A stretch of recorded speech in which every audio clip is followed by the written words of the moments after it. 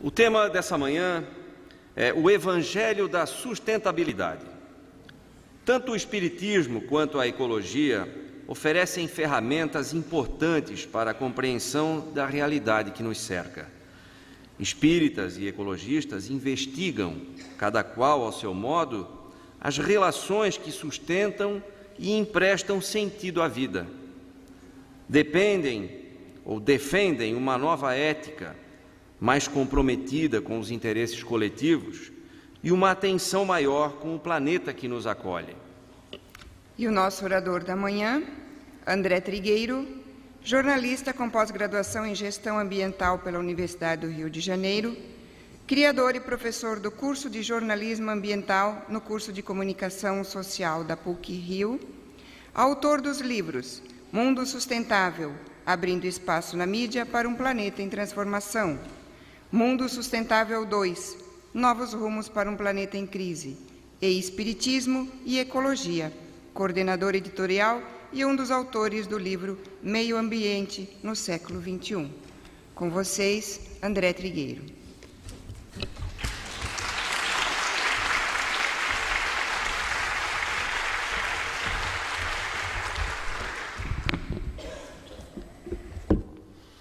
Bom dia a todos.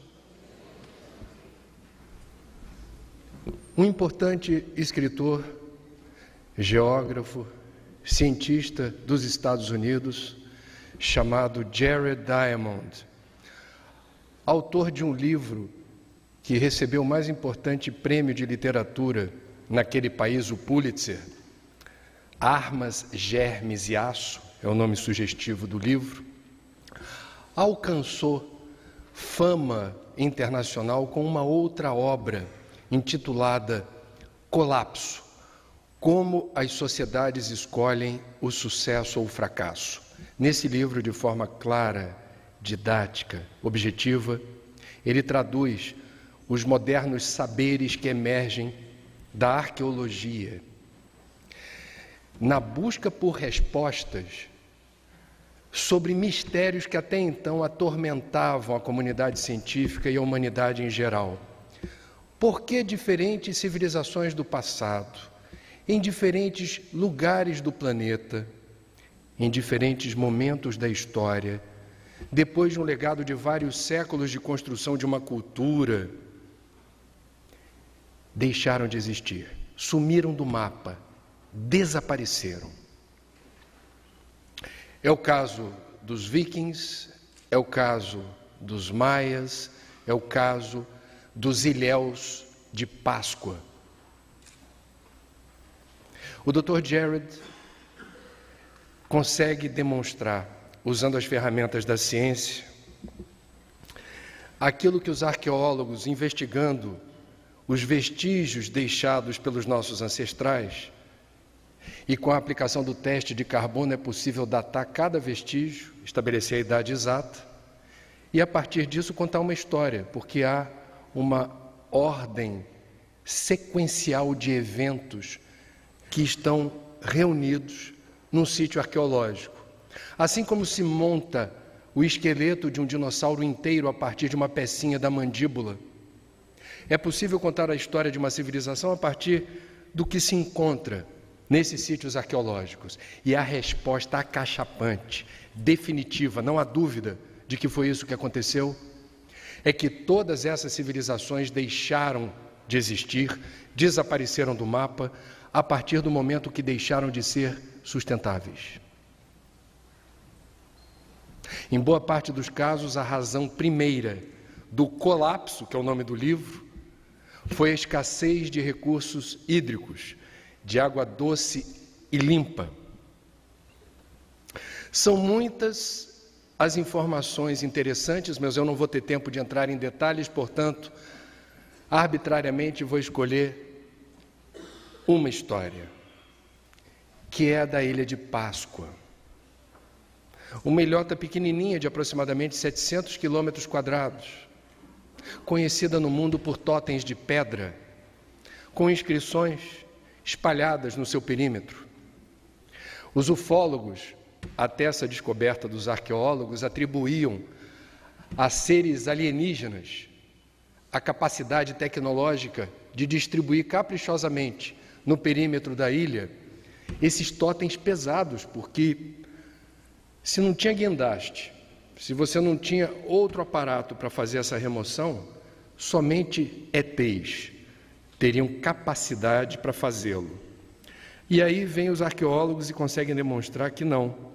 Pelo menos nesse caso não foi importante a ajuda de ETs.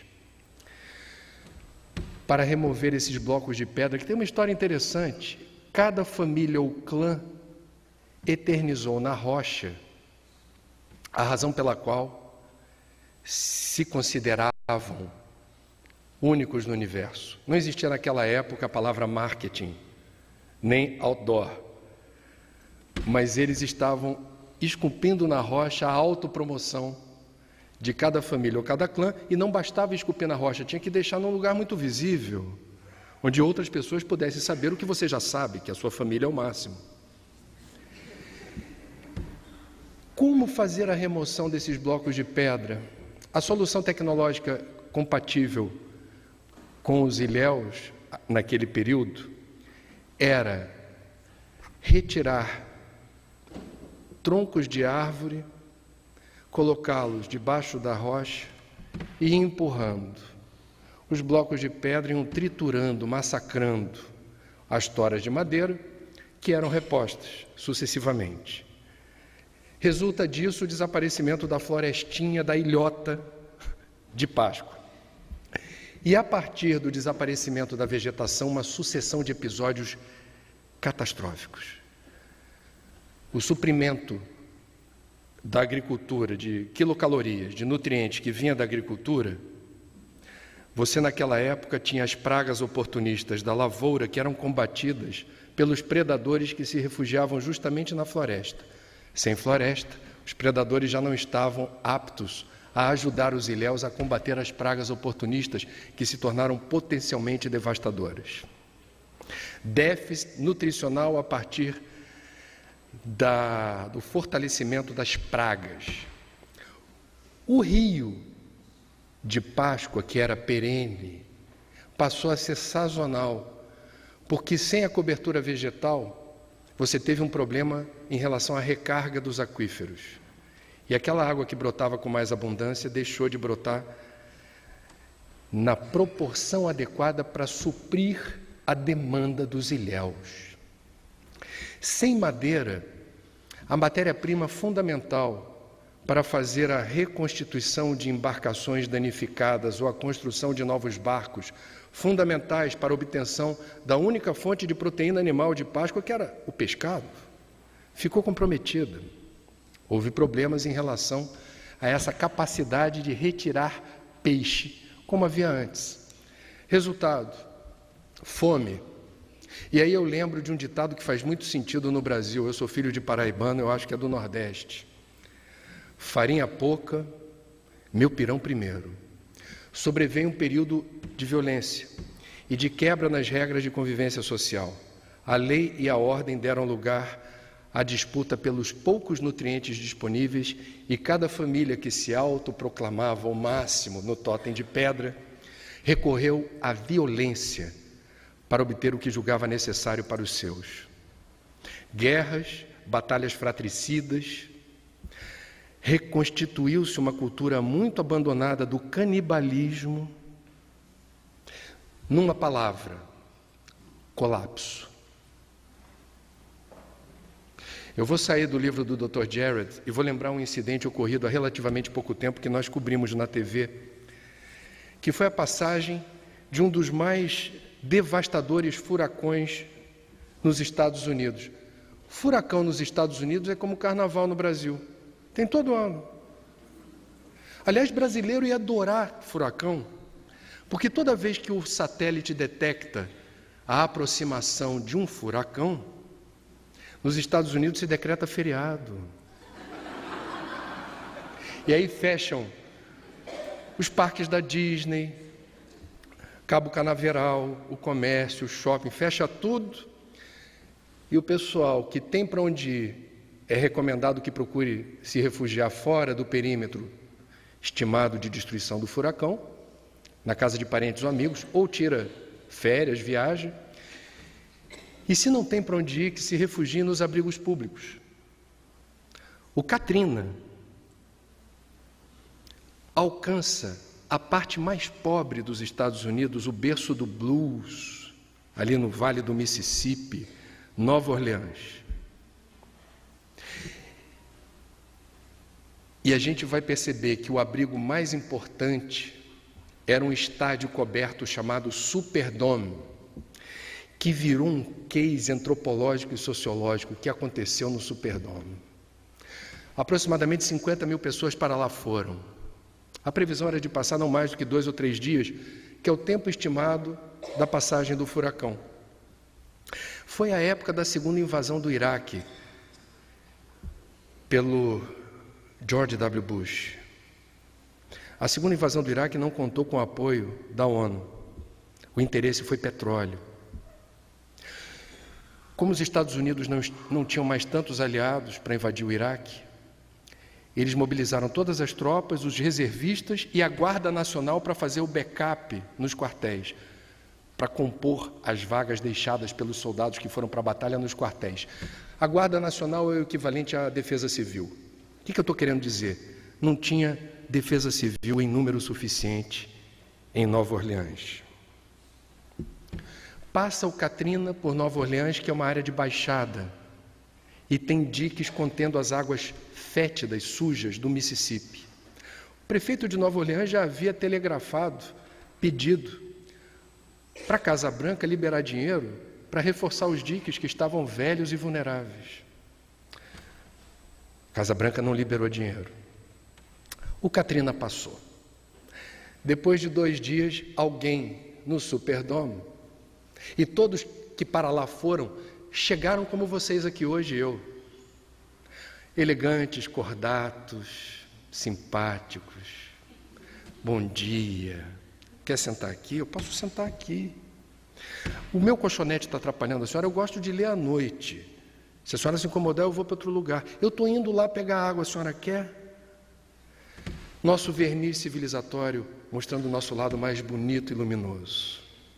Mas a gente saiu há relativamente pouco tempo daquela era instintiva. Se lembra de ontem, quando a gente falou do calo, quando dói? Essas 50, 60 mil pessoas estavam preparadas para passar 2 ou 3 dias. Quando o furacão passou, alguém como eu aqui hoje, fazendo uso do microfone, veio a público dizer: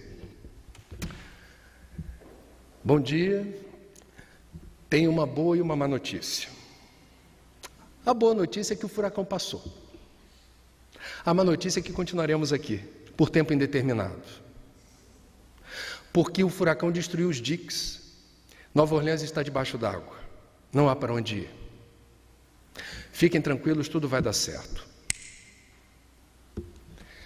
A rádio que faz mais sucesso, que tem mais audiência no mundo, é a Rádio Corredor.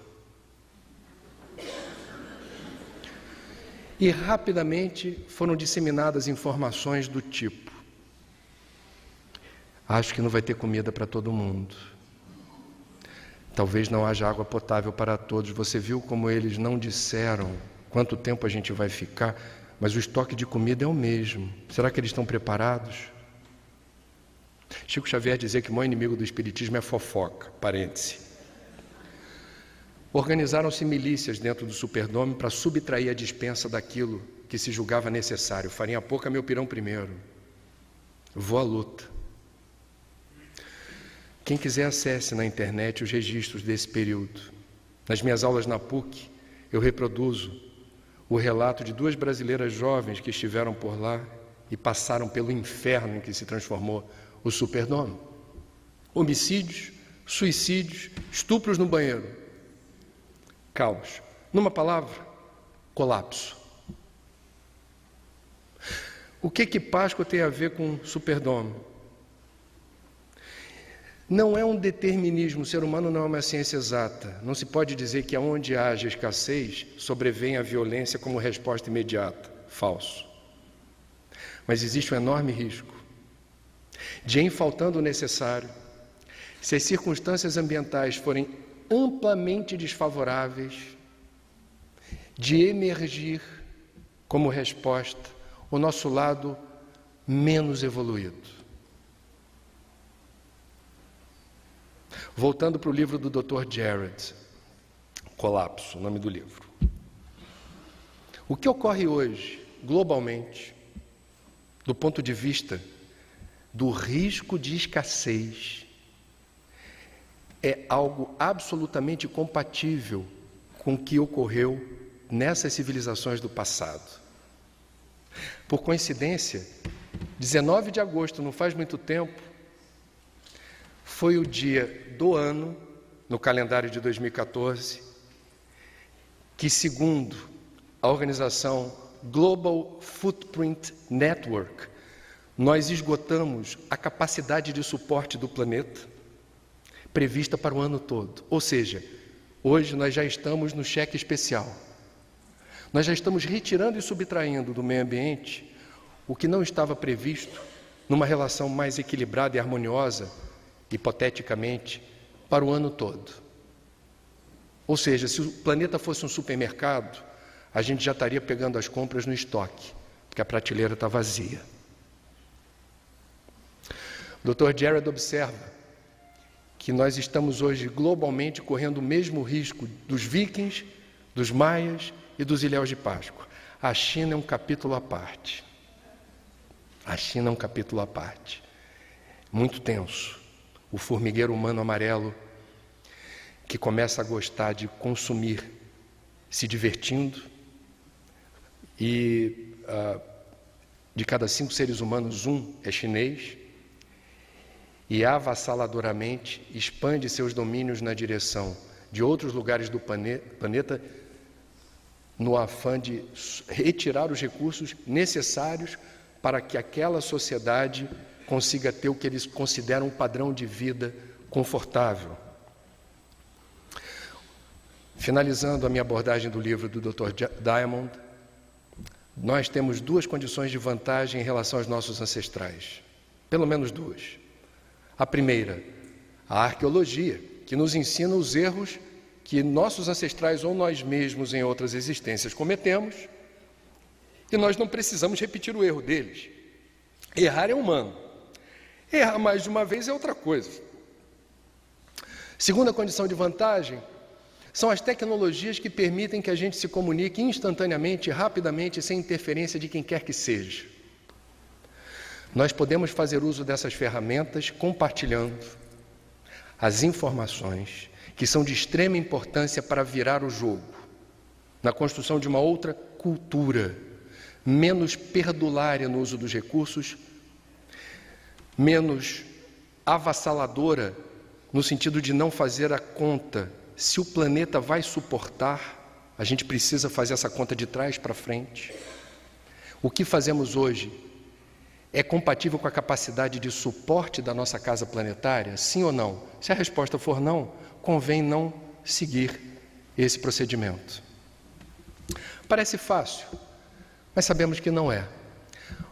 Qual é a singularidade dessa crise ambiental que é apontada como a maior da história da humanidade?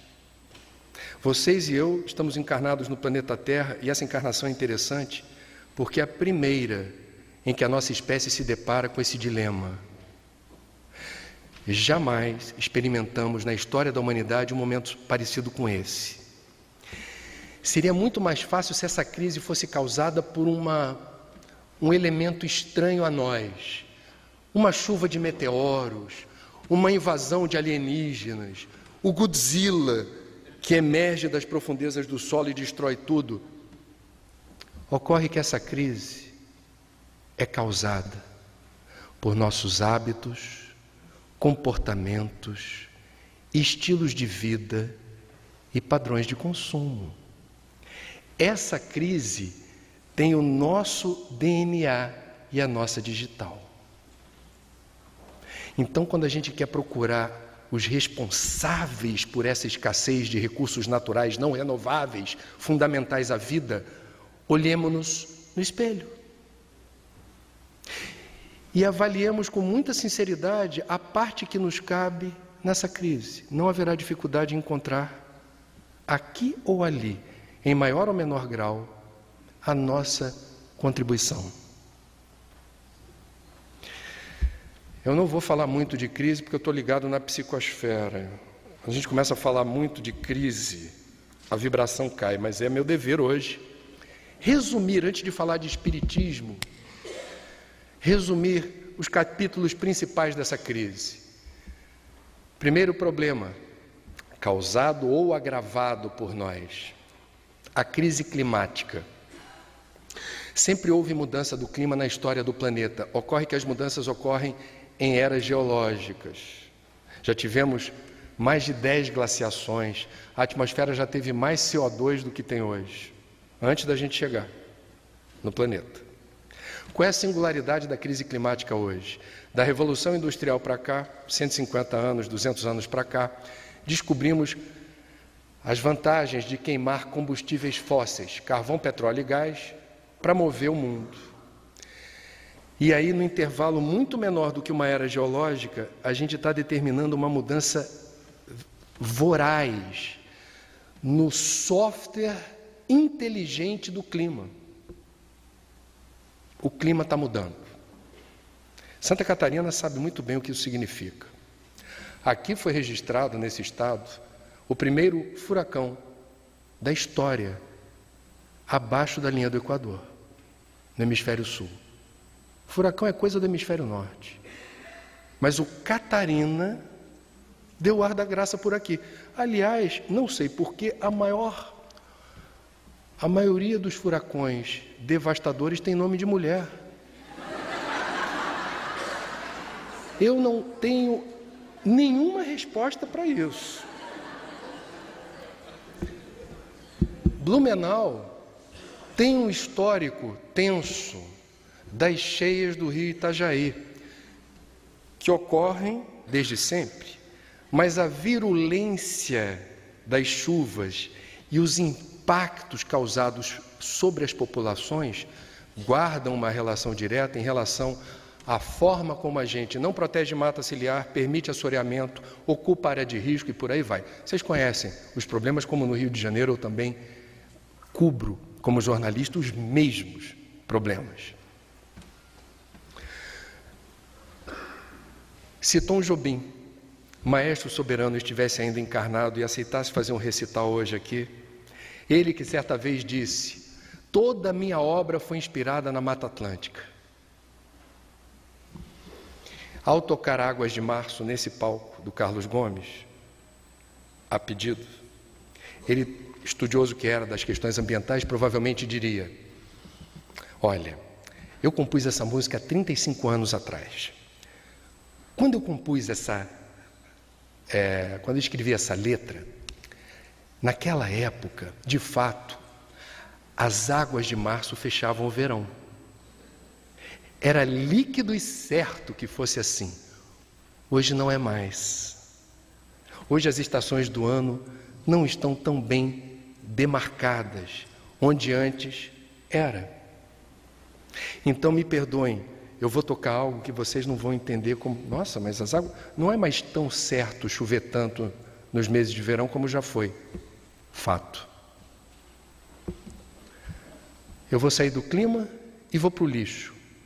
A nossa espécie tem a competência de emporcalhar como nenhuma outra o universo, porque não é só a Terra. Pesquisa em lixo espacial. A encrenca que é a quantidade de detrito na atmosfera e no eixo gravitacional da Terra, mudando a sua rota, perigosamente declinando. Se alguém tem problema de insônia, não leia, não estude lixo espacial. Nós temos a competência de gerar resíduo que não se decompõe nem se degrada. São os produtos organoclorados persistentes. Olha que tecnologia sensacional, o ser humano é o máximo. A gente consegue botar na natureza algo que não se degrada e não se decompõe, na linha do tempo. As cidades não têm mais espaço para colocar os seus resíduos. As grandes cidades, na região metropolitana, não há mais espaço para isso. E chegou ao fim o prazo dado pela Política Nacional de Resíduo Sólido no Brasil para extinguir os lixões. a maior parte dos municípios brasileiros ultrapassou o prazo com lixões. Em resumo, temos algo a fazer quando o assunto é resíduo, que ainda não fizemos. Isso se volta contra nós, inclusive nos períodos de cheia de rio, porque se você investigar por que o rio, a calha do rio não suporta, como suportava antes, tanta água da chuva, você vai encontrar de tudo jogado por lá. Aí não tem jeito para isso. Biodiversidade, diversidade biológica. Nós estamos destruindo, como nenhum outro ser vivo desse planeta, os outros seres da criação, dos reinos vegetal ou animal, do universo microscópico ou macroscópico. É uma destruição avassaladora. No Brasil, um esporte muito popular é destruir floresta para plantar capim e criar gado. Você pergunta, como eu já perguntei no Mato Grosso ou no Pará, me descreva o que você está vendo. Eu estou olhando ainda uma área verde, ainda disponível. Ele fala, isso aí é mata que não serve para nada. A seca em São Paulo está associada, um dos fatores que determinaram uma das piores estiagens da história de São Paulo, é o desmatamento crescente da Amazônia. Cada árvore adulta na Amazônia exsuda por dia o equivalente a 500 litros de água, em forma de vapor. Esse vapor vai para o alto, se transforma em nuvem, se condensa, os ventos transportam majoritariamente na direção oeste, bate na Cordilheira dos Andes e desce o continente, se precipitando na forma de chuva aqui, inclusive aqui, onde nós estamos.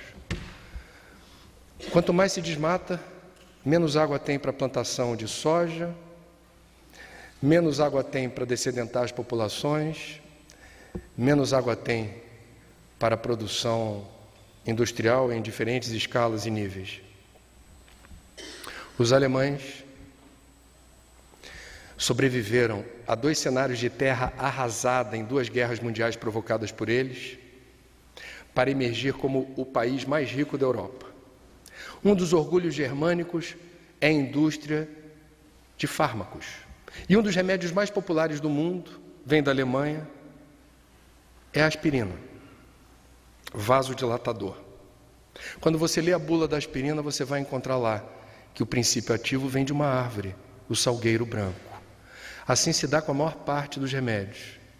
O brasileiro, quando olha a floresta, fala, é mata que não serve para nada. O alemão pensa diferente. Ele vê uma grande farmácia com alto valor agregado de cada produto que sai dali, a partir do conhecimento dos caboclos, dos mateiros e dos pajés. O Brasil tem esse conhecimento, mas menospreza. Isso é primitivo, isso não vale nada. O alemão pensa diferente.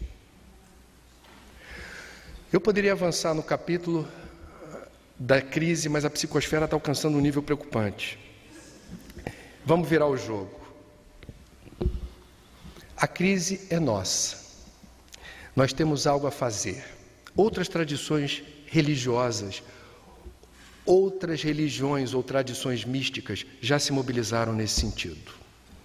Os católicos, há mais de 10 anos, na campanha da fraternidade organizada pela CNBB, mobilizam 11 mil paróquias pelo Brasil a partir de um tema que eles escolhem, a cada ano é um. Eles já escolheram água, já escolheram a Amazônia, eles mobilizam os fiéis em torno da reflexão que é subjacente a todo o pensamento, doutrina ou teologia. O que fazem os religiosos? Enaltecem a oportunidade da vida. A vida é sagrada. Portanto, não é difícil defender o cruzamento dos assuntos religiosos com os assuntos ambientais. Não há vida possível sem meio ambiente saudável e resiliente. É óbvio que está na cartilha de qualquer religião, em algum momento, porque defende a vida, ou a vida em abundância, parafraseando Cristo, precisamos incorporar nas nossas rotinas a defesa da vida. Os católicos fazem isso. Os budistas fazem isso.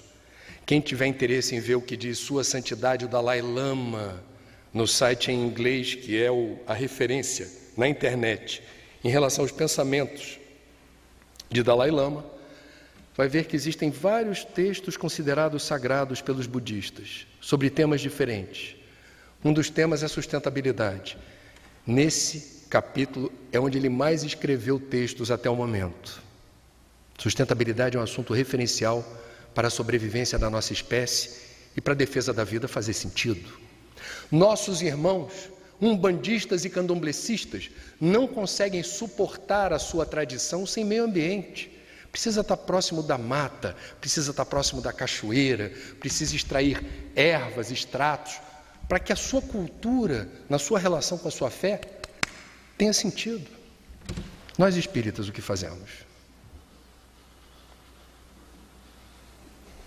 Quando eu comecei a investigar esse assunto por ser espírita e jornalista interessado em sustentabilidade, antes de lançar o livro, eu me detive num trabalho de investigação pessoal.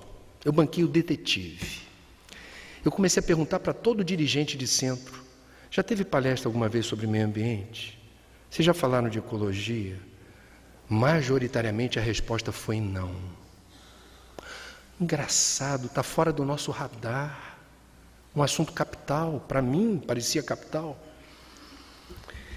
Por que os espíritas, isso em 2009, quando eu lancei o livro, isso está mudando. Quando a gente vem falar desse assunto, nos termos que eu tentei resumir para vocês, em boa parte dos casos, os espíritas que assistem a uma palestra com esse escopo parecem blindados a qualquer preocupação ou pessimismo. Parece que não é algo que atormenta. Parece que é algo que não nos diz respeito. Eu fiquei tão entretido com essa investigação e fui encontrar algumas respostas nas frases de efeito que a gente usa no dia a dia enquanto espíritas para afirmar a nossa fé. Todo mundo gosta de uma frase preferida. A gente gosta de repetir por aí uma frasezinha que faça sentido para a gente. Todo mundo. No Espiritismo, por exemplo, a gente gosta da frase: o acaso não existe. A gente gosta tanto que a gente se apropriou dela. Tem adesivo por aí que é assim, no carro: o acaso não existe. Embaixo, leia Kardec. Dá licença, a frase é nossa. Quando você diz o acaso não existe, você está resumindo uma leitura das leis que regem a vida do universo. É uma frase que diz muito. Por isso que a gente gosta de usar. Ela é autoexplicativa e ela tem consequências na sua visão de mundo, na sua interpretação das leis da vida. Existem outras frases que a gente usa no dia a dia que talvez expliquem essa blindagem para os assuntos ambientais. Isso não me preocupa, isso não me atinge. Por exemplo, a verdadeira vida é a vida espiritual, com direito a dedinho para cima. Aí está seu guia espiritual do teu lado. A verdadeira vida é a vida espiritual. O cristianismo afirma isso. E o espiritismo ratifica, ninguém discute. A verdadeira vida é a vida espiritual, estamos de acordo. Qual a interpretação que a gente faz dessa frase? Essa é a questão. Muitos de nós espíritas somos acusados pelas outras tradições de sermos deslumbrados com o além-túmulo. Tudo que diz respeito ao além-túmulo nos fascina. É aquele camarada que vai ver o filme Nosso Lar 5 vezes, levando sempre alguém diferente, e espera o momento em que você tem os efeitos especiais mostrando o que é nosso lar. Aí cutuca do olho assim: ó, aí que eu quero morar, do lado do chafariz. Nós somos assim, uns mais, outros menos. A gente tem tanta informação sobre o lado de lá, o que talvez explique a interpretação que se faça dessa frase equivocada. Quando se diz a verdadeira vida é a vida espiritual, no meu entender, não significa que a verdadeira vida só começa quando o meu corpo perece. Eu não sou vidente, mas eu estou vendo uma plateia repleta de espíritos, encarnados, mas espíritos. Já estamos vivendo a nossa vida espiritual no plano da matéria. Certas escolhas que a gente faz enquanto encarnados, e uma delas talvez seja estar presente hoje aqui nesse seminário, levam em consideração os interesses do espírito imortal. Aqui nós estamos praticando a verdadeira vida. Nós estamos aqui no exercício da vida espiritual. Significa dizer que a vida espiritual não começa quando você morre. Significa que já estamos aqui e agora no transcurso da vida espiritual. Então, o que a gente vai entender disso? O que Gilberto Gil certa vez sintetizou numa música muito bonitinha. O melhor lugar do mundo é aqui e agora. Se o melhor lugar do mundo é aqui e agora, e se eu já estou no exercício da minha vida espiritual, o que acontece aqui e agora nesse plano me diz respeito. Se eu falo de coleta seletiva, uso consciente de água e energia, consumir com moderação, etc., etc., eu estou falando de assuntos que dizem respeito à qualidade de vida minha e do planeta aqui e agora. São escolhas espirituais também. Outra frase que a gente gosta de dizer por aí. Não sei vocês em Blumenau, no Rio se fala para burro isso. Eu estou aqui de passagem. Máximo isso, né? Aliás, é uma frase que faz sentido para espiritualistas e materialistas. Eu estou aqui de passagem. Ok. Qual é a provável mensagem subliminar da frase? Posto que eu estou aqui de passagem, os assuntos do aqui e do agora, daqui a pouco são desimportantes para mim. Eu não vou me deter, eu não vou me estressar, eu não vou me envolver, eu não vou me comprometer com o que acontece aqui agora, porque daqui a pouco eu não estou mais aqui.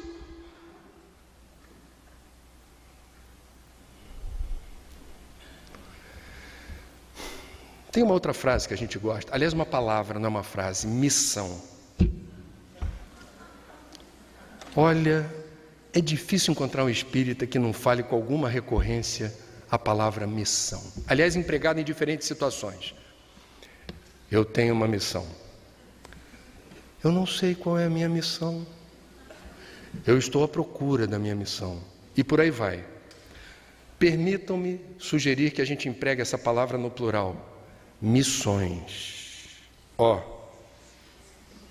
Quem é pai ou mãe tem uma missão muito importante. Qualificar seus filhos, suas filhas, ou aqueles sob sua tutela e custódia, a viver da forma mais digna, ética e honesta na atual encarnação. Não é pouca coisa. Quem é filho ou filha tem outra missão: cuidar, respeitar e dar atenção a seus pais ou responsáveis. Além dessas missões, ser um bom profissional, ser um bom voluntário, ser um bom espírita, ser um bom eleitor, ser um bom vizinho, ser um bom cidadão. Não faltam tarefas, todas elas importantes, para que a gente faça dessa encarnação uma oportunidade valorizada no emprego do fluido vital. Nós, e aí vem o argumento que para mim é muito revelador, de como nós ainda, enquanto espíritas, podemos permanecer um tanto indiferentes ao discurso da urgência de uma nova atitude em relação à crise ambiental. Espírita tem dificuldade de estudar a doutrina. Não raro, quando você pergunta para um espírita, está lendo alguma coisa? Aí ele vai dizer, tô. Está lendo o quê? Minutos de Sabedoria. Todo dia abro uma página, medito, reflito e me ajuda muito. Eu sou fã do trabalho do Pastorino, que, bendito, extrapola Minutos de Sabedoria. Existem várias obras embargadas pela família, resultado de um trabalho muito importante sobre os evangelhos. Técnicas da Mediunidade é uma obra referencial para quem é médium e quem estuda esse assunto, mas são obras que estão circulando no mercado negro, porque não há autorização para republicá-las. Então as pessoas associam o pastorinho à minuto de sabedoria, e os espíritos, porque tem muita coisa para fazer, são muitas missões, não temos tempo de estudar. E aí a gente comete a imprudência de, por vezes, olha o que eu vou dizer, e isso está por trás de uma insensibilidade para os assuntos ambientais. Tudo o que eu vim dizer aqui sobre a crise, eventualmente é considerado desimportante por alguns espíritas, porque ele ouviu dizer numa palestra, ou leu numa mensagem psicografada por Chico e Divaldo e ficou nisso, que o planeta passa por um momento de transição, de mundo de provas e expiações, para mundo de regeneração. Isso é o máximo. Significa dizer que se há um determinismo evolutivo que alcança a tudo e a todos, e chegou o momento da Terra ascender na escala dos mundos, porque no calendário cósmico universal é a nossa vez. O que euzinho fizer não faz a menor diferença, porque daqui a pouquinho, espero que seja em breve, teremos um mundo de regeneração. Olha que máximo! Então não importa rigorosamente nada que eu faça, porque chegaremos lá. A pergunta é, lá aonde, cara pálida? Vamos estudar. Vamos ver o que é dito. No livro a gente faz uma dissecação do que a doutrina reporta como verdadeiro quando o assunto é mundo de regeneração. Eu vou pegar uma fonte, dentre outras. Santo Agostinho, no Evangelho segundo o Espiritismo, tal qual verbete de dicionário, explica de forma bastante objetiva as diferentes categorias de mundos habitados. E lá a gente vai ver o mundo primitivo, abrindo os trabalhos, por onde passamos. Mundo de provas e expiações, aqui estamos nós. Mundo de regeneração, com sorte lá estaremos. Mundo feliz ou perfeito, e há outras formas de você fazer essa subdivisão. Grosso modo seria isso. O que diz Santo Agostinho sobre mundo de regeneração? Não é ainda um mundo perfeito, não é ainda um mundo livre de sofrimento ou de dor. Mas o gênero de sofrimento e de dor é bem diferente desse que a gente experimenta aqui e agora. Por quê? Porque a humanidade que haverá de habitar o mundo de regeneração será mais evoluída ética e moralmente, parafraseando o Cristo quando fala da parábola do festim das bodas, as vestes nupciais compatíveis, ou seja, um perispírito que vibra na frequência compatível com esse novo planeta Terra.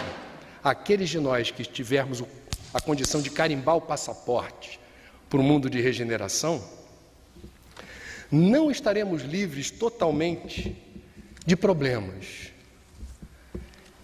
E eles, Santo Agostinho e outros, entram nos pormenores de o que é um mundo de regeneração do ponto de vista ético e moral. Não há uma palavra, não há uma sílaba sequer que reporte a qualidade ambiental do mundo de regeneração.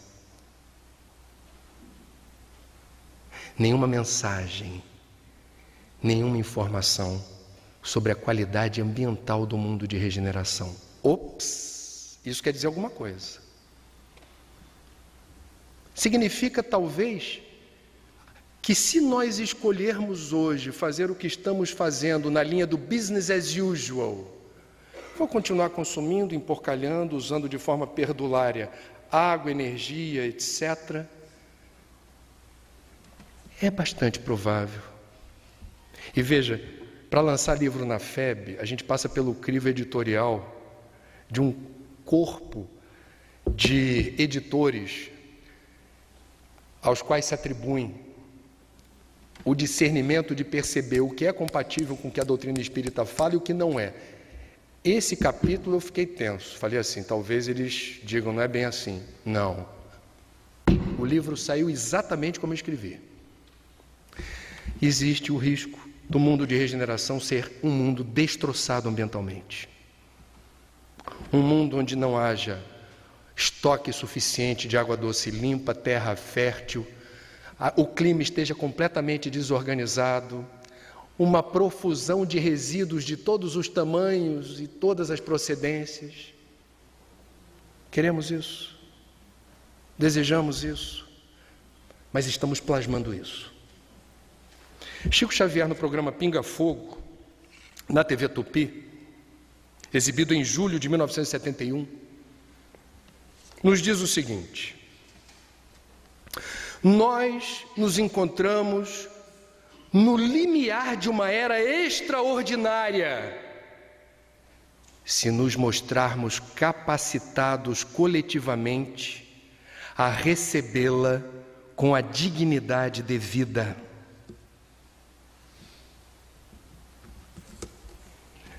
Precisamos fazer o dever de casa porque Deus delega, Deus terceiriza.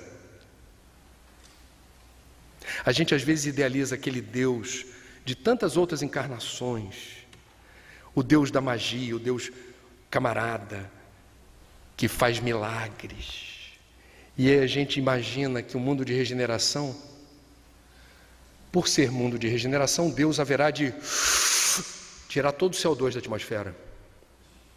Porque é mundo de regeneração, todo o lixo desaparece. Porque é mundo de regeneração, toda a água doce e limpa é vertida das fontes e mananciais destroçados por nós. Não vai ser assim. Não vai ser assim. É duro reconhecer, mas é verdade. Ou a gente, pelo livre-arbítrio, escolhe o caminho do bem, da ética, do bom senso e da responsabilidade, como a lei do inquilino. O que diz a lei do inquilino, a lei dos homens? A casa não é tua. No momento em que você ocupa o imóvel, o dono tem o cuidado de registrar: estou lhe entregando assim. E no momento que você sai, o que faz o dono? Não fui eu. Usarei as medidas legais para responsabilizá-lo pelo estado em que o imóvel está sendo devolvido. Nada nos pertence nesse mundo, nada. A roupa que você está usando não é tua. O dinheiro que você tem na conta ou no investimento não lhe pertence. Seu patrimônio, imóveis, carro, tudo que você tem não é seu. Daqui levaremos as conquistas emocionais e intelectuais. O estoque de evolução que nos pertence é nosso. Portanto, somos usuários de algo que não nos pertence. A pergunta-chave que nos devia constranger: o que estou fazendo eu na encarnação em que a crise ambiental emerge? É a nossa responsabilidade kármica. Estamos vivendo um momento na Terra em que esse assunto floresce como nunca antes houvera florescido antes. Quem conhece e quem sabe tem responsabilidade. A partir de hoje vocês não têm desculpa. Vocês vão se lembrar de mim. Desculpa. Mas eu estou aqui para incomodar.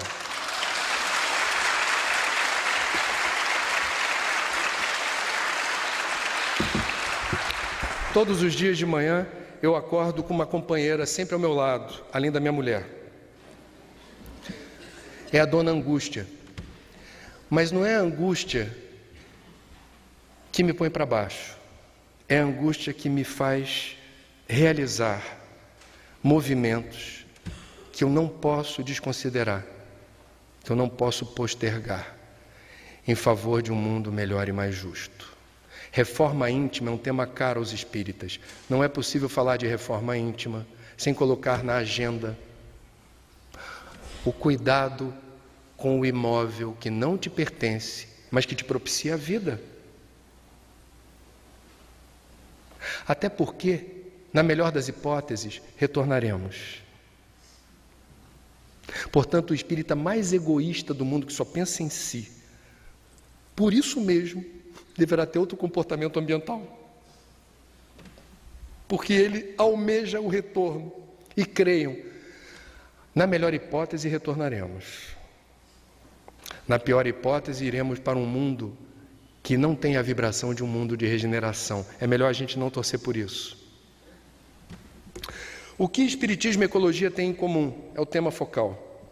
E aí eu quero destacar o pioneirismo da nossa filosofia espiritualista, que tem aspectos religiosos, em relação a esse tema. Porque Kardec foi pioneiro na abordagem de um assunto que no século XIX não estava colocado ainda. Espiritismo e ecologia são duas palavrinhas novas que surgem na segunda metade do século XIX. Primeiro vem o espiritismo, palavra que não existia no dicionário, e que Kardec cunha para designar uma nova doutrina espiritualista, uma filosofia espiritualista. 1857 é a data de nascimento oficial da doutrina, com a primeira edição do Livro dos Espíritos. 9 anos depois, do outro lado da fronteira, entre França e Alemanha, um naturalista alemão chamado Ernst Haeckel também cria uma palavra nova chamada ecologia. Oikos, lar ou casa, logia, estudo da casa. Olha que legal você considerar o planeta casa, é outra visão. Já existia biologia, só que a biologia não alcança a dimensão investigativa dos ecólogos.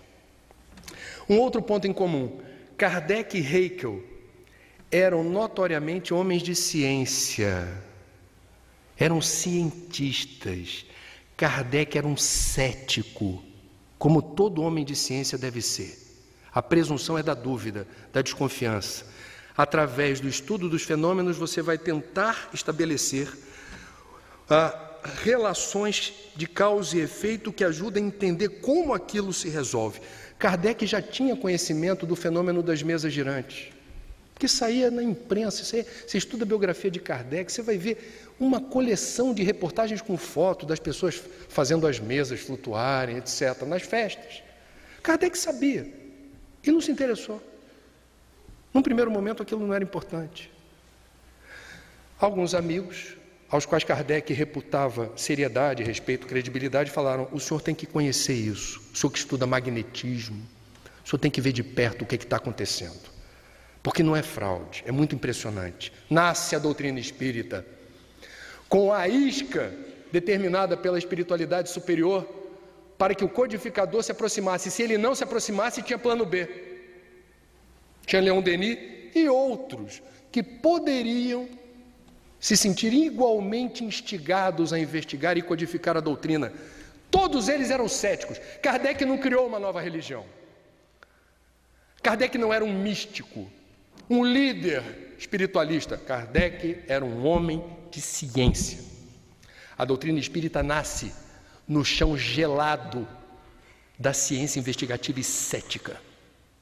É daí que nasce o jequitibá espiritual do espiritismo. Espiritismo e ecologia preconizam um olhar diferenciado sobre a realidade. Espíritas e ecólogos não olham para o mundo de forma óbvia, linear, só atentando para o que é sensorial, o que dá para tocar. Não. Espíritas e ecologistas desdobram um olhar que eu vou ousar aqui chamar de sistêmico. É uma visão que hoje os físicos quânticos denominam, ou Bertalanffy, como um conjunto de fenômenos interligados e interdependentes que interagem o tempo todo. O universo é uma pulsação incessante do microcosmo com o macrocosmo e tudo se comunicando, tudo se relacionando. Eu não sou especialista em célula. Se eu viesse dar uma aula sobre célula, hipoteticamente eu levaria 10 minutos para explicar a célula da membrana para dentro. Núcleo, órgãos, membrana. Mas para entender o que é uma célula, eu tenho que situá-la no environment, no ambiente aonde ela esteja. A célula só pode ser compreendida em relação a outras coisas. Eu não sou especialista em astronomia, mas se eu viesse dar uma aula sobre Via Láctea e tivesse que explicar Saturno, eu levaria 10 minutos para explicar Saturno a partir do núcleo, da massa, dos anéis E depois eu teria que explicar Saturno, porque só é possível explicar Saturno em relação à Via Láctea, às órbitas e as relações estabelecidas com outros eixos gravitacionais, onde ele é peça fundamental, tal qual um relógio. Eu não sou sociólogo, mas a sociologia nasce a partir do pensamento de Durkheim, de que nós somos produtos do meio. O ser humano pode ser explicado em si mesmo, pode até certo ponto, porque nós somos esponjas ambulantes e nós vamos absorvendo conhecimento, cultura, arte. Nós somos influenciados o tempo todo por tudo que chega até nós. Nós somos anteninhas ambulantes. Portanto, o ser humano não é apenas explicável da epiderme ou da psicosfera para dentro. Ele é parte de algo maior. Ele só pode ser explicado em relação a outras coisas. Esse é o pensamento sistêmico, repleto de significado e sentido para o criador do espiritismo, o codificador, e para o criador da ecologia. Porque a natureza é sistêmica. Um outro aspecto importante de espiritismo e ecologia é o senso de urgência. Os ecologistas, vocês sabem, estão sempre ali, são os ecochatos. Eu sou um. Fica lá dizendo assim, não há tempo a perder. O dia da sobrecarga da Terra foi 19 de agosto, a gente tem que corrigir o rumo, tem que fazer diferente. Quanto tempo o planeta poderá suportar? Essa é uma pergunta que a ciência tenta descobrir. E os espíritas o que fazem? É aquela palestra que eu falei. Vivemos um momento de transição. Em breve estaremos num mundo de regeneração. Para muitos de nós é uma encarnação-chave. Talvez não tenhamos outra chance de ajustarmos a nossa vibração, tornando-a compatível com o mundo de regeneração. E por aí vai. Senso de urgência, não há tempo a perder. Um assunto que eu adoro e que diz respeito a espiritismo e ecologia é aquele que versa sobre psicosfera. Nós, espíritas, e os ecologistas, falamos o tempo todo de poluição, mas a gente não se dá conta de que falamos o tempo todo de poluição. Os ecologistas falam basicamente da poluição que é possível estudar e mensurar. Poluição das águas, poluição do ar, poluição do solo, poluição do espaço. E os espíritas falam de poluição quando? Para o espírita, pensamento e sentimento não são abstratos. Pensamento e sentimento têm força e direção. Olha a responsabilidade da gente. A gente se acoberta na invisibilidade dos pensamentos. Vocês não sabem o que eu estou pensando agora. Mas aqui no palco está assim de espírito, sabendo direitinho o que eu estou pensando. Pensamento e sentimento têm força e direção. E daí? E daí que a qualidade do pensamento, a frequência com que a gente pensa ou sente certas coisas, determinam ambientes mais ou menos saudáveis para nós e para quem está por perto.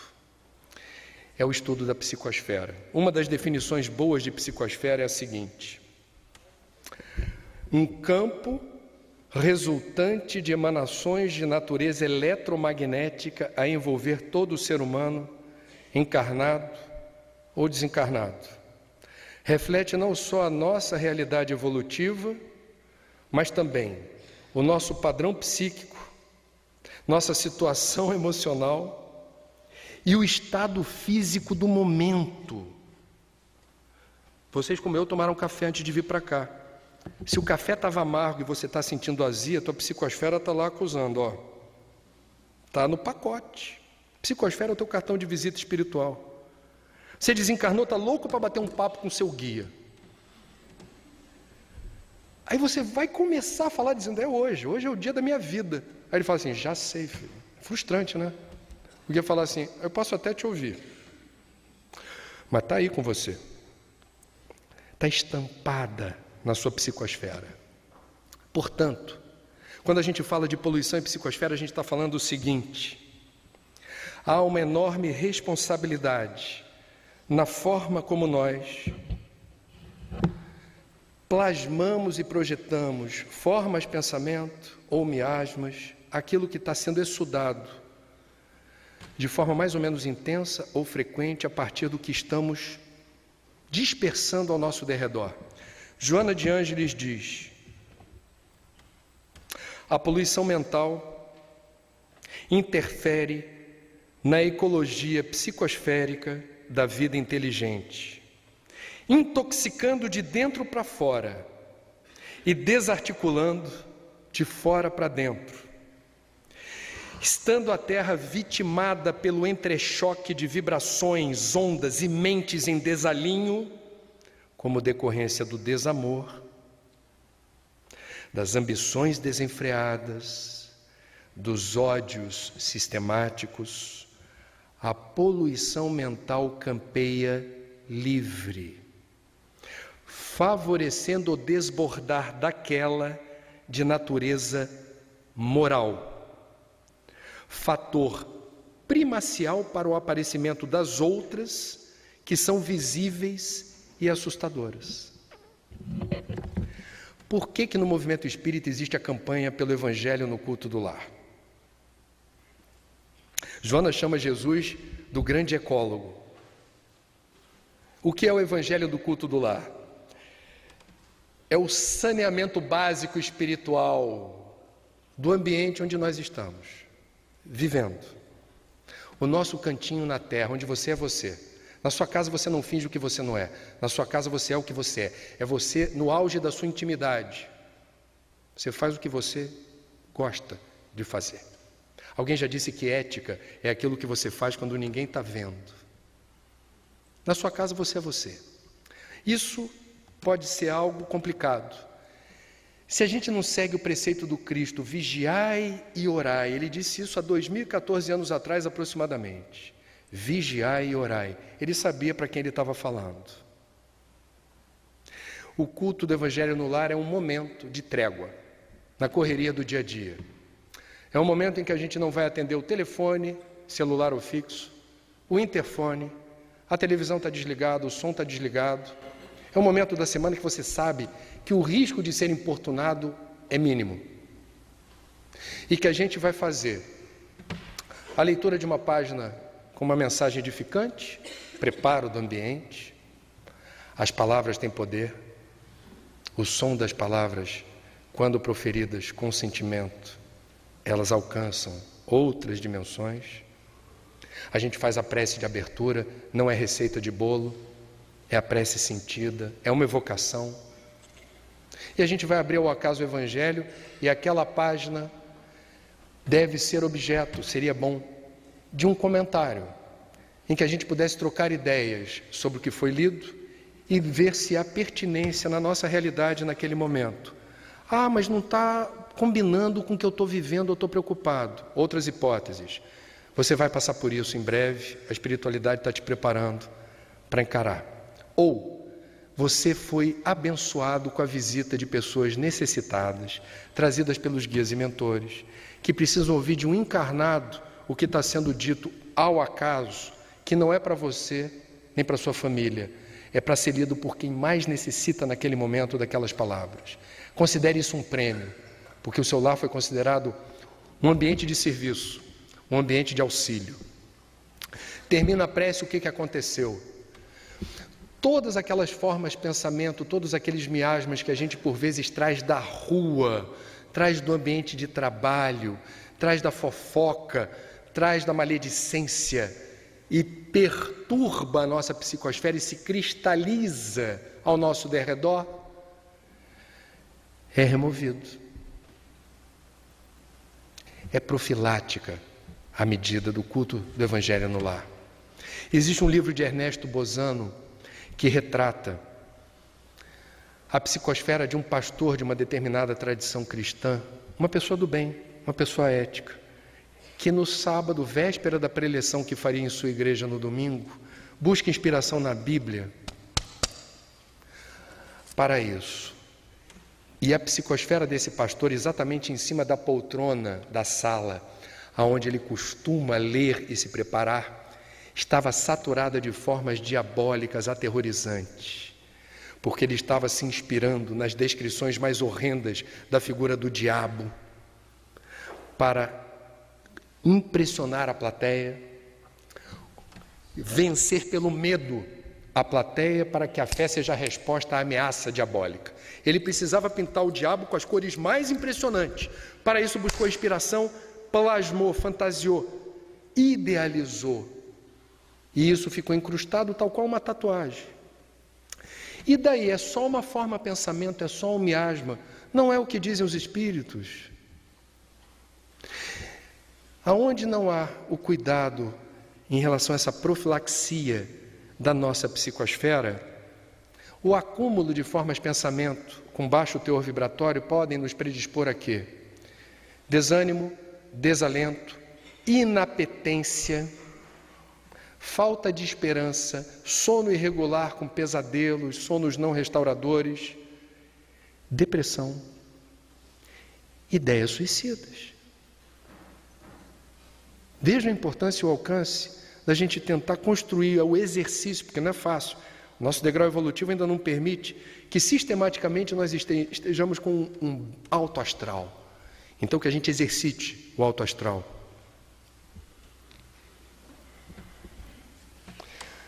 Um outro ponto importante que eu queria destacar aqui, diz respeito, e isso é muito interessante e é particularmente doloroso para as plateias com quem eu tenho trocado essas informações. Espiritismo e ecologia são absolutamente claros em relação aos riscos materiais e espirituais do consumismo.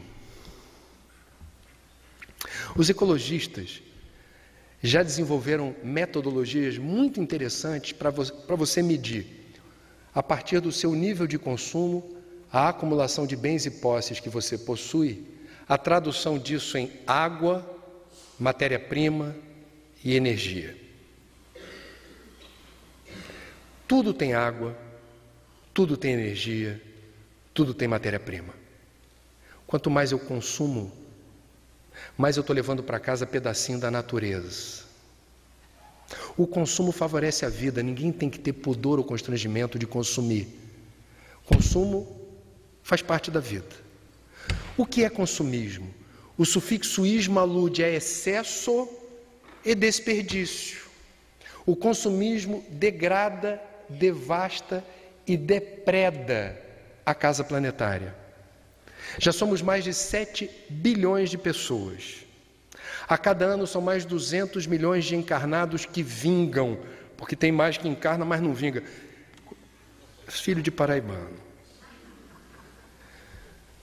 No Livro dos Espíritos, quando Kardec indaga a espiritualidade sobre a superpopulação, o risco de superpopulação, a resposta é um tanto enigmática. A espiritualidade diz algo como: Deus a tudo provê. Como se o problema não fosse o número, mas a qualidade do número. É o que diz essa organização Global Ecological Footprint e uma outra chamada World Watch Institute, que fez a seguinte conta: nós hoje, se tivéssemos uma humanidade composta apenas por pessoas que replicassem os hábitos da classe média americana, que é aquela que troca de carro todo ano, troca de closet todo ano, adora comprar, entra na fila 10 dias antes de abrir a loja da Apple para levar o iPhone 6, etc. Se tivéssemos uma humanidade com esse apetite de consumo, o planeta só suportaria uma população de 1 bilhão e 200 milhões de pessoas. Qual é a armadilha que os ecologistas estão tentando mostrar que está acontecendo hoje? Qual é a boa notícia? O número de excluídos e de miseráveis no mundo tem decrescido rapidamente. Países como China, Índia e Brasil estão conseguindo promover inclusão social. O Brasil, nos últimos 15 anos, retirou da faixa de pobreza aproximadamente 40 milhões de brasileiros. A notícia é ótima. É a tal da classe C emergente. Viva a classe C emergente! Qual é a armadilha? Se a classe C emergente entende que para ser feliz tem que replicar os hábitos de consumo perdulários, alienados, desvairados da maioria da classe A e B, não há planeta suficiente para isso. Tem um outro ditado bom para burro, que diz assim: sabendo usar, não vai faltar. A questão é, estamos sabendo que o consumo é um ato político. Quando a gente consome qualquer coisa, a gente não está levando para casa só um sabonete, um óculos, um relógio ou roupa. A gente está levando uma história de como aquele produto foi fabricado, o que precisou ser retirado da natureza para constituí-lo, e a pergunta-chave que a gente precisa fazer com honestidade: eu preciso disso? Porque nós somos vulneráveis a certas palavras mágicas. Promoção.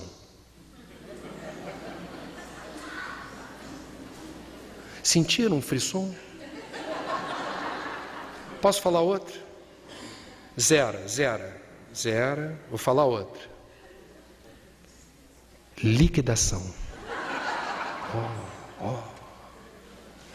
Reflitam sobre isso, porque isso replica o movimento de manada. Vocês já ouviram falar de movimento de manada? Vocês gostam de documentário do reino animal? Eu adoro. Eu adoro principalmente quando tem leoas, que o leão dorme 18 horas por dia. As leoas se organizam para caçar. E elas são muito inteligentes. E elas vão cercando outra manada, normalmente de gnus, que é um bicho feio. É um mamífero de sangue quente, quadrúpede, que tem uma barbicha e um chifrinho assim. Muitos gnus na África, nas estepes, e são a base da cadeia alimentar dos carnívoros. Todo mundo que come carne gosta de comer gnu, porque eles são muitos. As leoas começam a cercar os gnus. Elas normalmente escolhem o mais novinho ou o mais velhinho, que correm com menos velocidade. Só que sempre tem uma leoa estagiária, aprendendo com as mais velhas a fazer esse ofício. Então ela fica lá atrás acompanhando. Certa vez eu vi um documentário em que a leoa estagiária cometeu um erro. A relva estava seca e ela colocou a patinha da leoa estagiária, isso aqui, na relva seca e fez creque. O gnu que estava mais próximo nem olhou para ver o que era, saiu correndo. Todos os outros, eles conseguiram fazer uma tomada aérea disso, tal qual um dominó gigante. Começaram a correr para o mesmo lado, instinto de sobrevivência. Eles já têm essa capacidade de, na dúvida, arremeta. Pernas para que te quero. Um dia, nós jornalistas teremos um transcoder, como Star Trek, para fazer a tradução simultânea, conversando com qualquer ser do reino da vida. Eu ainda vou entrevistar um gnu na hora que ele está correndo. Eu quero fazer isso. Eu vou ter minha tecnologia para acompanhar o gnu. E quando ele chegar pertinho, eu vou pegar o meu gravador e vou perguntar assim: com licença, você está correndo por quê? Eu já sei a resposta. Ele vai dizer: não sei. Sabe onde eu vi essa resposta? Não sei. Há uns anos atrás, ainda apresentando o telejornal, a nossa correspondente em Nova York, Sandra Coutinho, foi acompanhar de madrugada, numa fila gélida, porque já era inverno, em Nova York, de uma loja que vende tablet, uma nova versão de tablet. Na madrugada gélida de Nova York, adolescentes, predominantemente na fila, aguardavam a abertura da loja. E a repórter encontrou um grupo de brasileiros. E para um dos brasileiros perguntou: mas por que você está aqui agora, de madrugada, em pé nessa fila? Não sei. Palavra de honra.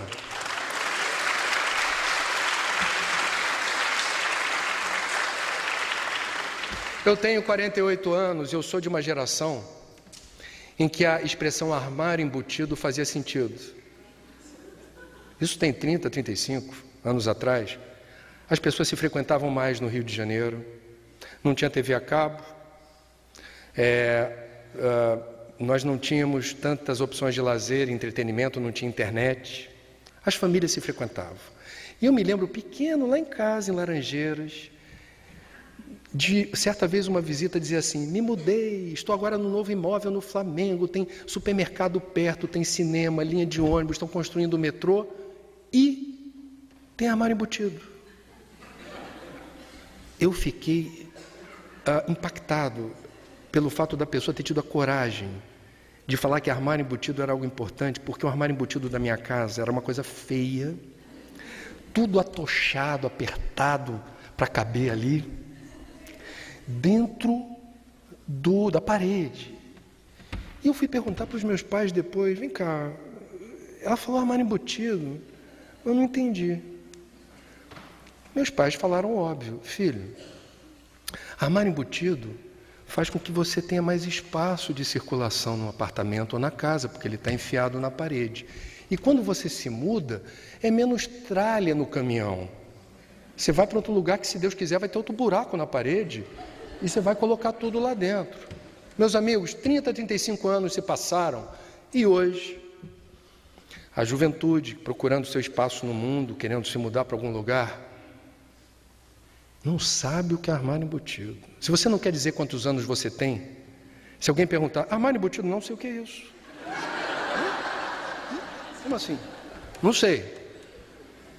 A garotada não quer saber de armário embutido, mas tem outro sonho de consumo. Esse sonho de consumo responde por um nome só, que não é proferido nem em português.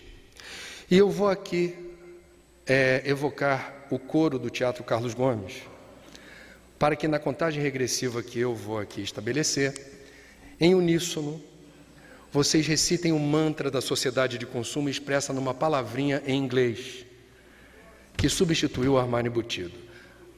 A minha contagem, atenção: 3, 2, 1. Mais alto: 3, 2, 1. A vibração despencou. O que é o closet? Sociologicamente e antropologicamente falando, é um lugar maior do que o armário embutido. Em 30, 35 anos, aumentou a demanda por espaço dentro das nossas casas para guardar aquilo que há relativamente pouco tempo atrás cabia lá. O que é um closet além de um ambiente? Não é um ambiente apenas, ele precisa ter certos ingredientes. Quais sejam? O que não pode faltar dentro de um closet? Não estou falando de roupa não, estou falando de infraestrutura. O que não pode faltar? Espelho. Veja, quanto mais melhor. Parece uma discoteca. Tem closet por aí que você se vê de frente, ladinho. Os excêntricos gostam do derrière e por aí vai. Muito espelho. No escuro? Não é uma luz qualquer, me perdoem. Eu levo para a PUC uma revista de decoração, a única que eu comprei na vida, que traz na capa, eu tive que mostrar para os meus alunos de jornalismo ambiental. A manchete da revista era: como iluminar o seu closet. E as fontes da informação eram 3 light designers. Olha, depois do cartãozinho de suicidólogo, uma outra profissão que eu tenho uma inveja boa. Quem é o senhor? André Trigueiro, light designer. O que faz o light designer? Ele vai atender o freguês com o gênero de luz que ele quer. Para o espírita distraído, quem está chegando agora vai dar vontade de cantar a musiquinha Quanta luz. Não é essa luz. É aquela luz que você idealiza, do filme que você viu com Charlton Heston, Moisés, aí Deus falava com ele. E abria-se um clarão nas nuvens e a luz projetava feixes de luz. Feixe sensacional. Aonde o feixe? Nas pilhas de toalhas felpudas multicoloridas de algodão egípcio. Na sapataria doméstica que eu tenho. E ai de vocês se sentem seguros se um dia houver a CPI do consumo consciente, visitando o closet para ver quantos pares de sapato tem ali. Vocês vão se lembrar da notícia da queda da ditadura nas Filipinas. Ferdinand Marcos e sua mulher Imelda, que saem corridos do Palácio Presidencial em Manila. O povo adentra o palácio e fica deslumbrado com aquele luxo num país de miseráveis, de pobres, e entra no salão de sapatos da primeira-dama. Mais de 3.000 pares. Num país de descalços. Alguém fez essa conta uma vez na minha turma, um aluno. Ela poderia usar um par hoje e só repeti-lo daqui a 8 ou 9 anos. Todo dia usando sapatinho. Qual é a diferença de consumo para consumismo? Se Dona Imelda fosse uma centopeia,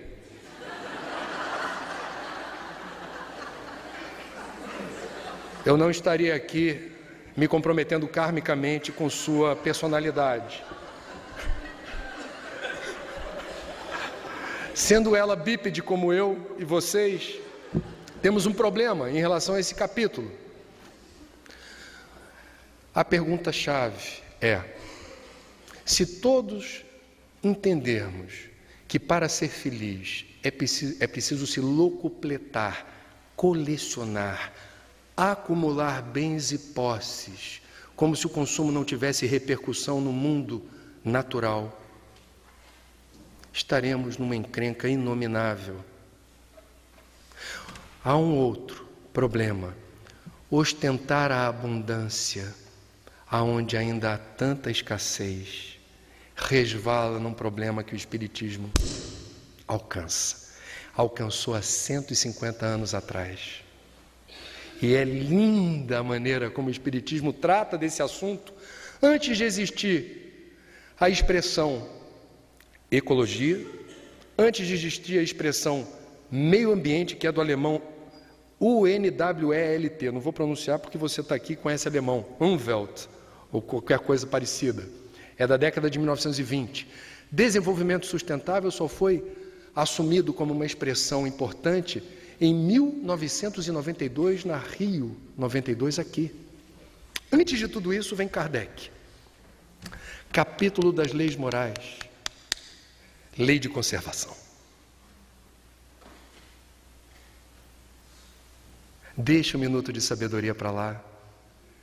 Abre o livro dos Espíritos, no capítulo das leis morais, lei de conservação. E lá o codificador denomina um subtítulo dentro do capítulo: necessário e supérfluo. Releiam, é atualíssimo. E há uma pergunta lapidar que Kardec faz à espiritualidade maior nos seguintes termos: porque a terra nem sempre ao homem oferece o necessário. Kardec faz perguntas proféticas que não aludem ao tempo dele. Naquela época, a humanidade tinha pouco mais de 1 bilhão de pessoas, não se poderia dizer que havia uma crise ambiental. Mas a pergunta é interessante: por que a terra nem sempre ao homem oferece o necessário? A resposta é linda, é relativamente extensa. Eu vou destacar a parte que me toca o coração. A terra ofereceria ao homem sempre o necessário, se com o necessário soubesse o homem contentar-se. 30, 40 anos depois, Mahatma Gandhi proferiu uma frase muito bonita nessa linha: a terra pode oferecer aos homens, ou pode atender às necessidades. A frase é essa. Mahatma Gandhi, na Índia. A terra pode atender às necessidades de todos os homens, mas não a ganância de todos os homens.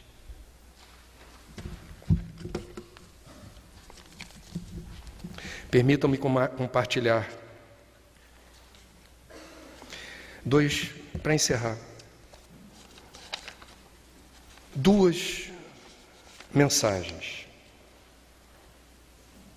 Uma foi publicada num livro, eu tenho que ler porque ela é chamado A Conta da Vida, do espírito Neio Lúcio, e que revela o drama de uma mãe que vê o filho de 20 e poucos anos, que fica em casa sem a disposição e o ânimo de realizar qualquer tarefa útil ou nobre, remunerado ou não. O filho está ali encostado, no auge da sua vida e da sua vitalidade. E a mãe roga uma prece, comovida, pedindo ajuda. Senhor, ajuda meu filho a seguir em frente. Eu o criei com tanto sacrifício. Graças a Deus ele tem saúde. É um menino bonito, forte. Mas eu não sei o que fazer para que ele encontre um rumo e realize alguma atividade que justifique a vida que ele tem.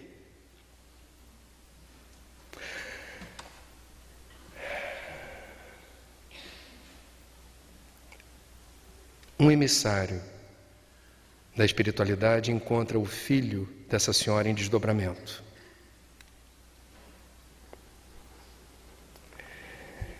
E diz para o rapaz o seguinte: meu amigo,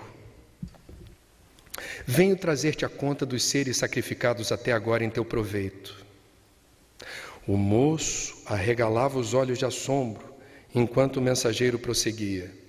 Até hoje, para sustentar-te a existência, morreram aproximadamente 2.000 aves, 10 bovinos, 50 suínos, 20 carneiros e 3.000 peixes diversos. Nada menos que 60.000 vidas do reino vegetal foram consumidas pela tua, relacionando-as do arroz, do milho, do feijão, do trigo, das várias raízes e legumes.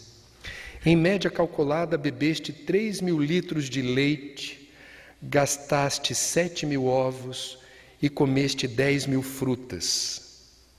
Tens explorado fartamente as famílias de seres do ar e das águas, de galinheiros e estábulos, pocilgas e redis. O preço dos teus dias nas hortas e pomares vale por uma devastação.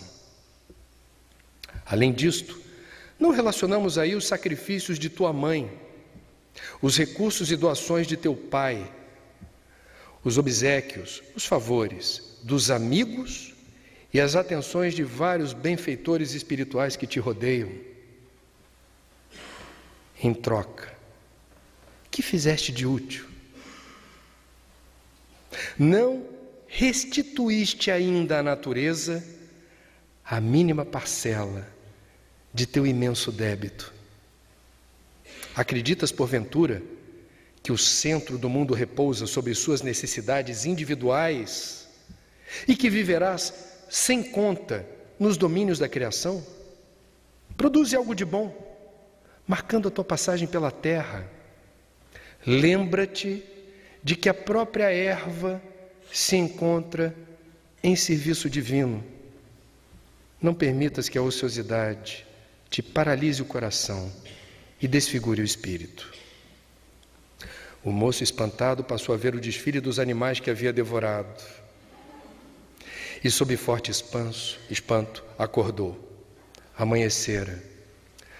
O sol de ouro como que cantava em toda parte um hino glorioso ao trabalho pacífico. Levindo é o nome do rapaz.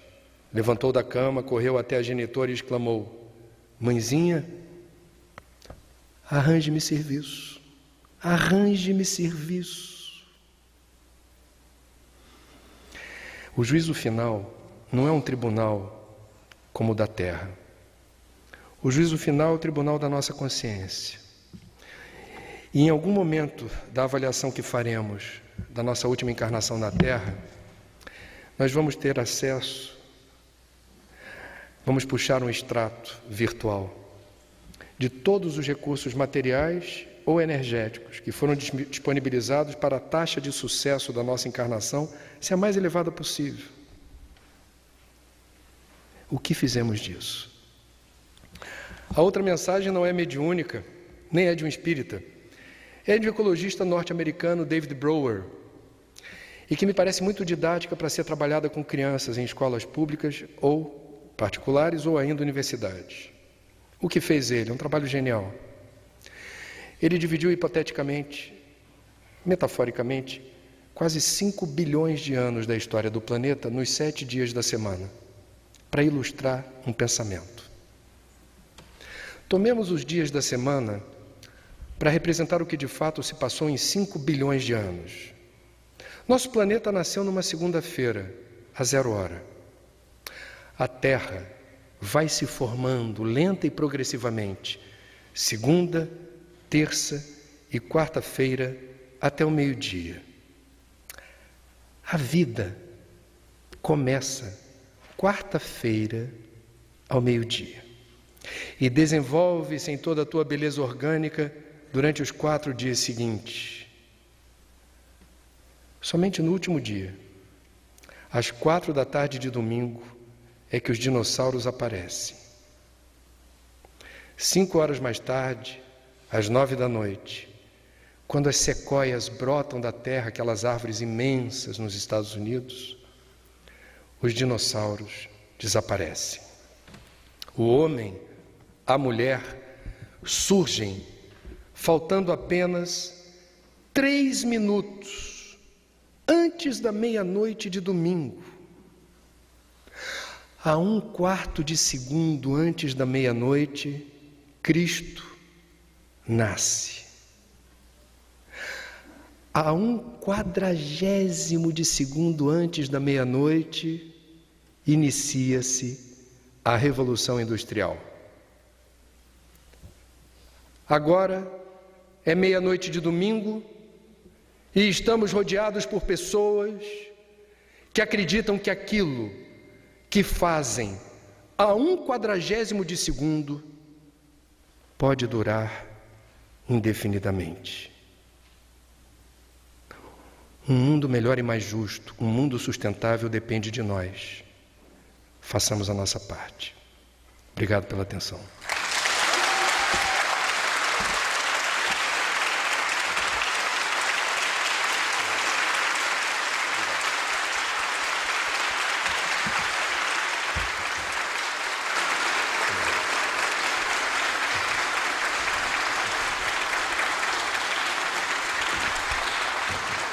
Gostaria de 1 minuto da atenção de vocês. Estávamos a assistir a palestra do André Trigueiro e vários insights espirituais e imagens nos perpassaram a espiritualidade, abrindo aqui sobre esse palco aqui. Ele falava e os espíritos mostravam o mundo ecológico e mostravam ali. Eu fiquei assim, eu nunca tinha visto isso na minha vida. E gostaria de imensamente agradecer, né, ao Roberto Oliveira, que teve uma persistência. A ideia foi do Roberto Carrilho, Roberto Oliveira, de trazer você. Conversamos lá dentro do camarim, né, que eu já lhe acompanho há bastante tempo na Globo News, e essa afinidade que a gente teve ao chegar. E trazer isso, eu só sinto uma coisa: quantas pessoas deviam estar aqui? Porque quando o nosso tema saúde, ciência e espiritismo, ontem comentávamos entre os palestrantes que foi uma pancada de conhecimento maravilhoso. Olha, gente, eu só tenho a dizer uma coisa para vocês, que isso aqui é uma maravilha. Tomara a Deus que todas as casas espíritas no ano que vem a gente se una, porque nós somos irmãos. André Trigueiro, olha, que Papai do Céu abençoe o teu caminho. Sei que tu vai viajar mais tarde, logo de tarde ali. E sou tão grato a Deus por tudo, por todos vocês que estão aqui. É uma maravilha o que a gente está vivendo. É indescritível como um médium, como um paranormal, ver o que eu vi. Eu nunca vou esquecer na minha vida. Eu sou grato eternamente por esses minutos que eu vi o que aconteceu por trás de ti aqui. Tá certo? Muito obrigado.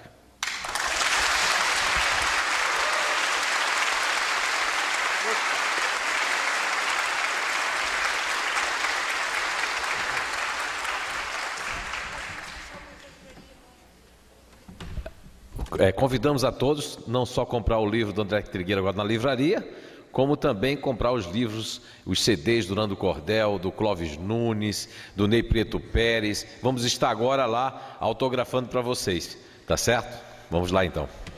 É até meio-dia, né? E meia, meio-dia e 15 nós vamos estar lá.